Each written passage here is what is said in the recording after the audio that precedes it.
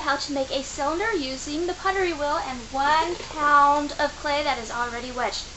The tools that you need is, of course, your pottery wheel, and mine is electric, your sponge, a tub of water, which is in front of me, the wire to cut your clay off of the wheel, a wooden tool to trim, and if you feel necessary, a metal kidney is what I am going to use.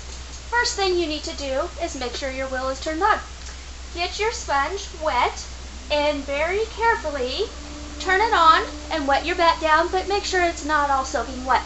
You just want it to be covered just a little bit. Then take your ball of clay that is already wedged, throw it into the center, and if it's not perfectly centered, that's okay because we're going to center it ourselves. Then pat your clay down. This way it will not fly off the wheel. When you start, make sure your hands are always wet through this entire process or they will stick to your clay.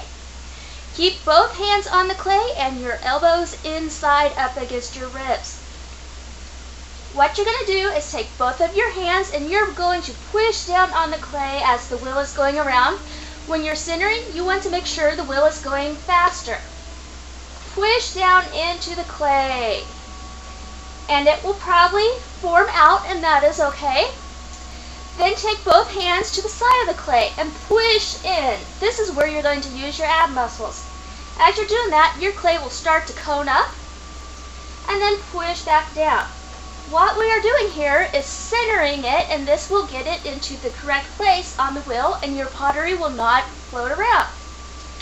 As you're doing that, bring it up towards you and then push it back down. And notice my hands are always both touching the clay. And I keep getting them wet. Push down again.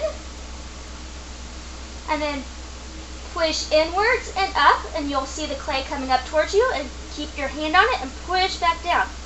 This is getting it centered. Then re-wet your hands because you can feel the clay getting all dry. As you feel you got it centered, I always like to use the side of my hand so it becomes flat, because sometimes you can get little grooves that are either going up or they're going inwards.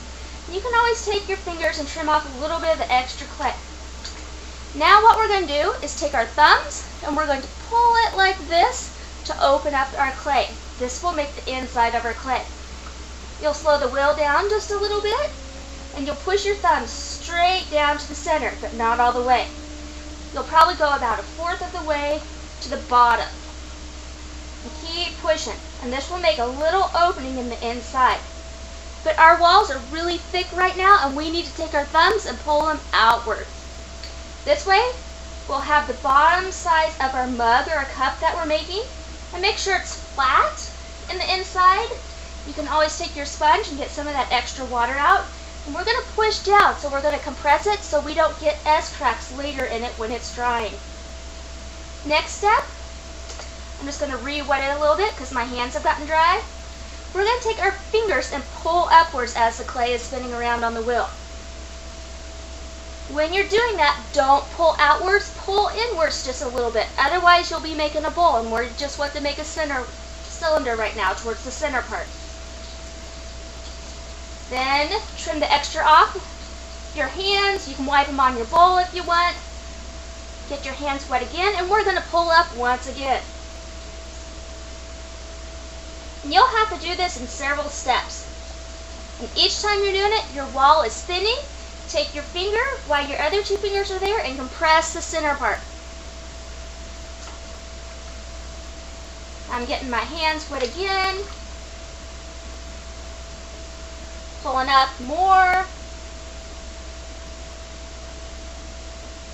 And I'm trying to make my wall about 1/4 of an inch to 1/8 of an inch thick. Compressing the center top again. And this way we'll have a nice edge for our lip to go against when we're drinking out of it. Now I got a little bit too much extra water in the bottom, so I'm taking my dry sponge and putting it in there. And here's where our wooden tool comes in handy. With the pointy edge right here, we're going to wet it because we always want wet tools. We're going to take this flat side and slowly bring it down towards the bottom, and we're going to trim off a whole bunch of extra that got on there.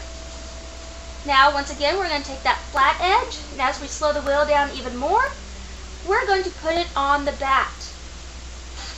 The first several times you do this, it's rather scary and you might accidentally cut your putt, but there's nothing wrong with starting over and practicing because that makes perfect. You'll have extra scrap, and you may have a scrap bucket you can put it in. Set it aside because you don't need it anymore. You may find you need to trim it a few more times. This is just making it so we have nice edges.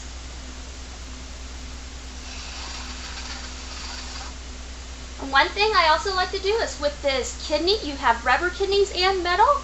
Take the straight edge, make sure it's wet. With one hand inside, your left hand is always inside, no matter if you're right-handed or left-handed, and the right hand is holding your tools. Very carefully, put it up against the side so we get our finger marks off of it. And then you'll have extra and you just wipe it off and set your tool aside. Take your sponge, wring it out, clear off the bat. With extra, maybe clear off the inside if you have a little bit. Wipe your hands off. Dry them off on the towel that you have on your lap or maybe on the sides. Grab your cutting wire, wrap it around your fingers, thumbs, holding it like this. Put one thumb on the bat on the left side and one on the right on the farthest part away. Slowly keep the left one firm down and pull the right one towards you. And ta-da! We have a cylinder. Later, you'll let this dry to leather hard, and you could add handles to it or you could carve on it. It's up to you what you prefer to do with your cylinder.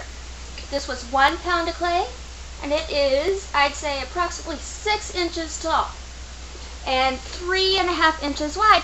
Thank you for watching me make a cylinder.